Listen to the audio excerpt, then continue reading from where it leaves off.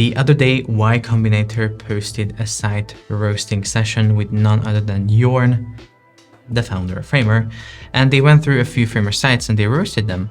Now, when they were talking about the Lemar site, they were saying that it's not that great, that you actually have to click on these tabs here in order to get the information that's behind, those tabs. And this is when Jorn said the following. Yep, there's a cool trick where you can connect that to the scrolling behavior. So as you scroll the page, it goes from procurement operations to supplier collaboration. So you kind of like take the user by the hand and show them the context or the content of those tabs. So in this video, my job is to show you that trick.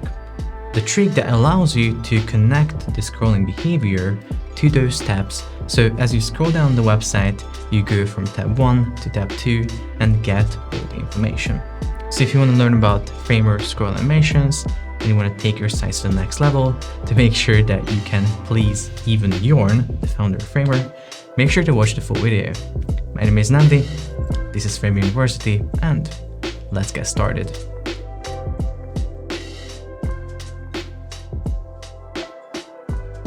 Okay, so I have prepared a little project for you that I'm going to use to walk you through this process. As you can see, it's super simple. We just have this section right here with the title and then basically a few tabs on the top and content below, basically the same sort of layout that Lemar had as well.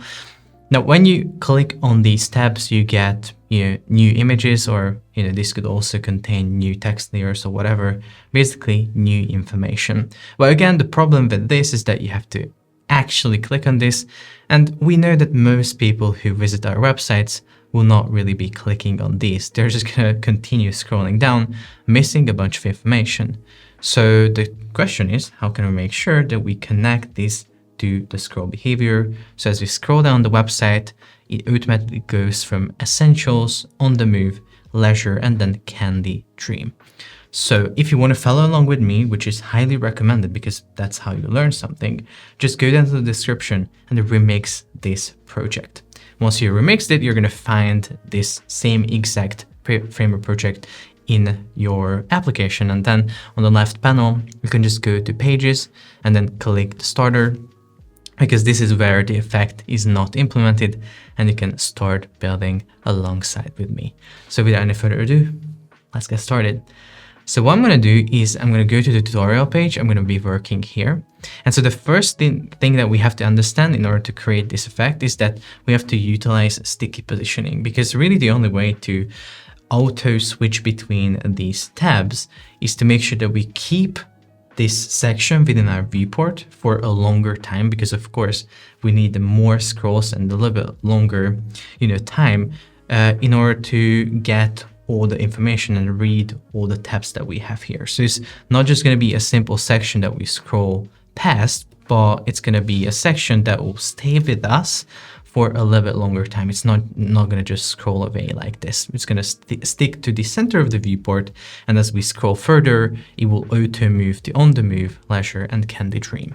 But first, before we do anything, maybe let's just take a quick look at how this component is structured.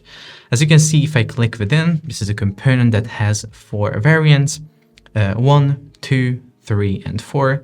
On each, the navigation component within has a new variant. As you can see here, it's set to 2, here it's set to 3. And the same thing happens with the image. On the first, it's set to image variant 1. On the second, it's set to image variant 2. So basically that's how this component switches the information that's displayed on it across these different variants. If you want to learn a little bit more about how this is created, feel free to just dig into these individual components, such as navigation and stuff, and learn about them. But in this video, this is not the point. The creation of this component is not really the point. But still, I wanted to give you a little bit of context of what do we have. So basically a component that has a bunch of variants on the right panel that we can switch between. And you might already know, if you watched a couple of my tutorials, that there is an effect inside of Framer that allows you to switch the variant of the component as you scroll down the website. And that is what Jorn was referring to when he said that there's a trick that we can use to connect the scroll behavior to this. Because if we go to the right panel and apply effects, scroll variant to this component, we can just set the trigger here and then simply switch from variant 1 to variant 2 on scroll. So what this will do is that when the layer comes into view, it will switch from variant 1 to variant 2. Super simple. So let's take a quick look at this.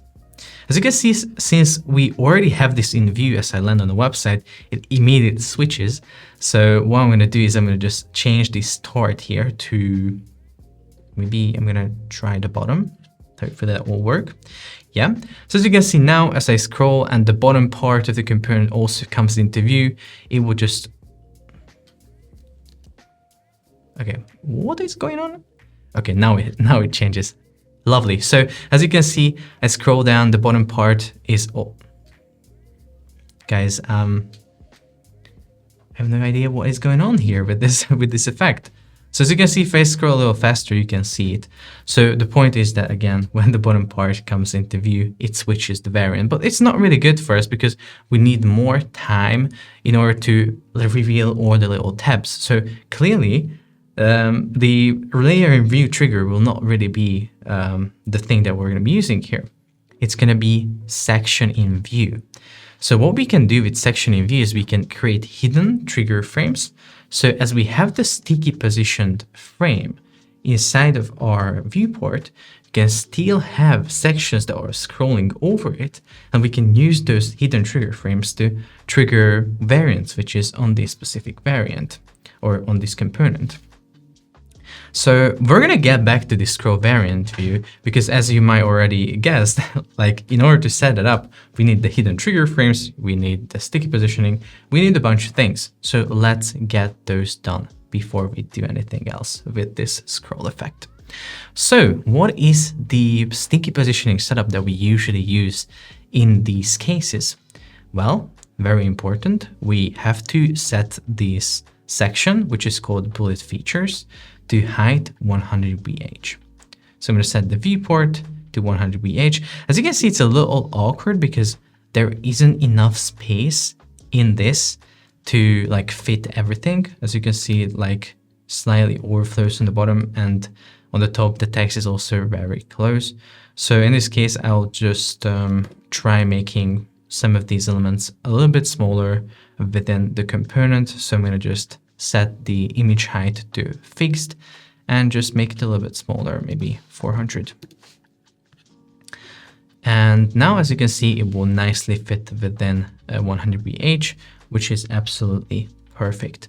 Of course, in your case, you have to make sure that you design in a way it looks nice and everything, because now it is slightly messed up because it doesn't have rounded corners anymore and stuff.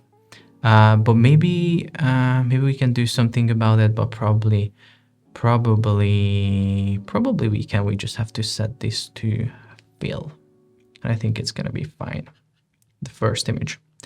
And then we just set this to fixed and maybe 400 pixels within the component. And yeah, now it's rounded, perfect. So once we have this, our section is nicely 100 VH, which by the way means 100% of the given viewport. So as you know, we use different devices to view these different websites. So on a larger screen, we're going to have a larger viewport. On a smaller screen on the phone, we're going to have a smaller viewport. 100 VH makes sure that we always fit that height. So once we have this, we can just wrap this section within another stack. I just did this with a shortcut that you could not see because I forgot to start Keystroke Pro. Now I got it going, so you're going to see my shortcuts. It's Option, Command, and Enter. So this wraps the bullet features section inside of a stack, which I'm going to call Scroll Animation Container. Now that we have this, we can just make the scroll animation container a little bit larger on the right panel by setting height to fixed.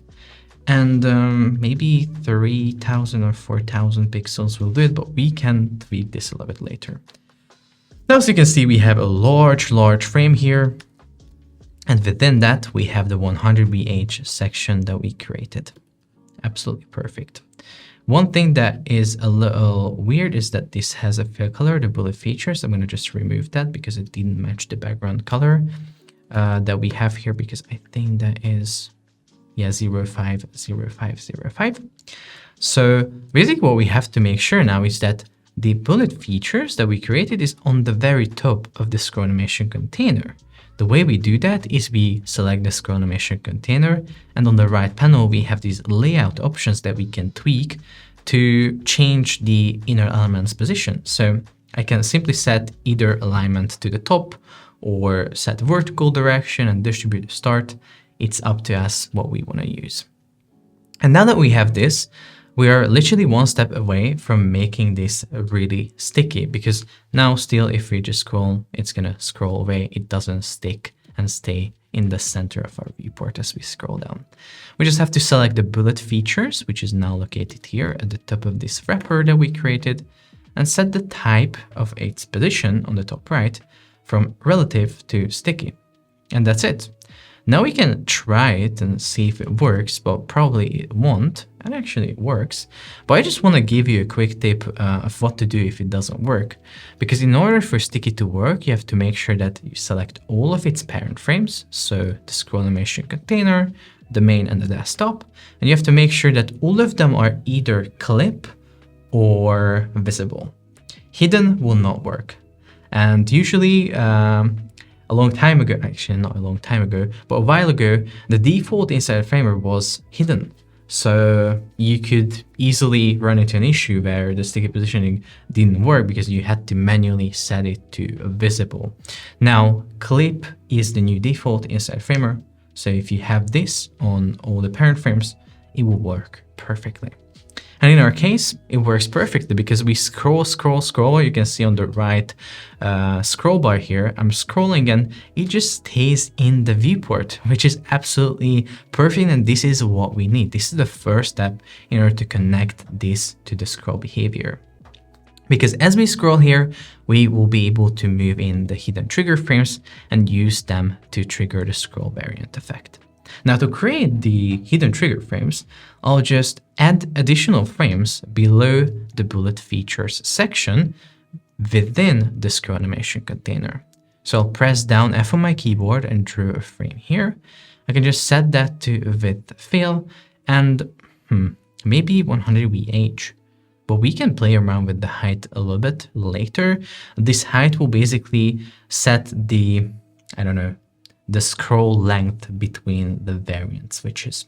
So maybe 100 VH, maybe 50, I'm going to just try 50 VH first.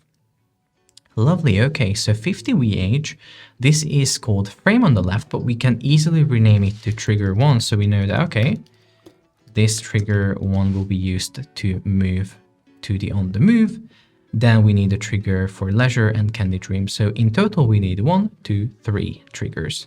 So let me duplicate this, trigger 2, duplicate again, trigger 3. Now between these, we have a little bit of gap because scroll animation container has gap set to 10 on the right panel. We can set it to 0. And I can change the color of these slightly to make sure that we can see the difference between them. And after I do that, I'll also set their opacity slightly to like 0.2. But eventually we're going to hide these, but I just want to show you that now if I start scrolling, you can see that the sticky positioned frame stays within the viewport and centered, and it's not scrolling, but everything else that's placed below are scrolling naturally, just like it would if it wasn't set to sticky positioning. So this is absolutely crazy. Great, because we can use this to trigger those effects. So let's do that. Now, if we go to the component and on the right panel, you can see that section in view is now selected as trigger. However, we don't have any sections that we can choose here. So what we need to do is we need to go to the trigger frames and on the right panel, assign scroll section names to them. We can just use 1, 2 on the second trigger frame and 3 on the third trigger frame. Now, if we go back to the component, we can go to the right panel, and now you're going to see that I have all of these trigger frames here. So I can just select the first trigger frame which will take me to the second variant. So again, when this first trigger frames comes into view and hits, let's say, the center of the viewport, it will basically trigger a variant switch on this component to the second variant. Let's try that. I'm going to go into preview, and as you can also see that it's coming into view, it will hit the center of the viewport somewhere around here, and it will trigger the variant switch. Absolutely perfect. So now all you have to do is to select this scroll variant effect again and add a few more sections, such as 2, which takes us to variant 3, and 3, which takes us to variant 4. Now if we start scrolling even further, you're going to see that as these hidden trigger frames, which are not really hidden at this point, but they're going to be hidden very soon. So as these are coming into view, they are triggering variant switches on the component, which is perfect. So now at this point, what we can do is we can just select all of these triggers, make sure to remove the colors, set the opacity to 0, and also set pointer events to none here. Okay? You could ask, why do we set pointer events to none? In some cases, these hidden frames can mess up interactivity on our website because we cannot see that they are there, but they are there, and they might prevent us from interacting with layers that are below them. So it can be a hassle if we don't set pointer events on none. So make sure to do that. Now that we have this, we can give it a preview again, and you're going to see that we have the same exact effect, but no one knows that there are a little hidden frames in the background that are triggering these effects. And it works absolutely perfectly great. And what we can do here to just finish this up is we can set the height of the scroll animation container to fit content, so it fits all these hidden trigger frames. And this might not be enough for the scroll. Let me just take a quick look in the preview. Scroll, leisure, scroll, candy dream. So at the end, as you can see, as we switch, we already start scrolling away. So maybe we just duplicate trigger 3 and call it trigger 4. And we don't use it as a trigger. We just use it a little bit of a buffer. So we scroll a little further at the end of this effect. So leisure, candy dream, we stay a little bit here, and then we start scrolling further down. And basically that's the effect. I said it's gonna be easy, and it's indeed easy. Like you see, with just a few minutes of our time, we were able to create this trick where we literally walk the user through these steps, and they don't have to, or we don't have to rely on them clicking these steps to get all the information. But we, as Jorn said, take them by the hand and show them all the tabs as they are scrolling on the website, which is very good. And it's honestly super great that Framer allows you and us to do these effects really easily without writing any code, just by drawing these rectangles, adding effects on the right panel and stuff like that. So it's super cool. So if you want to learn more about Framer and you want to learn how to create these creative scrolling effects or add crazy components to your website and stuff like that, make sure to actually check out framer.university, because I have a bunch of other recreations of crazy effects from all over the internet. So you can see that, for example, here, if I take a quick preview on this resource, if it hopefully loads today, but as you can see, it doesn't really want to load. So okay, it's not my day, it seems like. But for example, this component here, it allows you to create these parallax images as you scroll down on your Framer website, which is absolutely amazing. You can create this particle sphere and add it to your website, which also looks really good. So yeah, again, and it also has a bunch of tutorials. And yeah, I mean, if you're, I don't know, learning Framer or building Framer websites, this website will probably be a very, very great resource for you. Also, if you have any questions about this tutorial or you got stuck somewhere, make sure to drop a comment below. I'll do my best to help you out. So that's it for this one. Make sure to like it, subscribe for more, and I'm going to see you in the next one.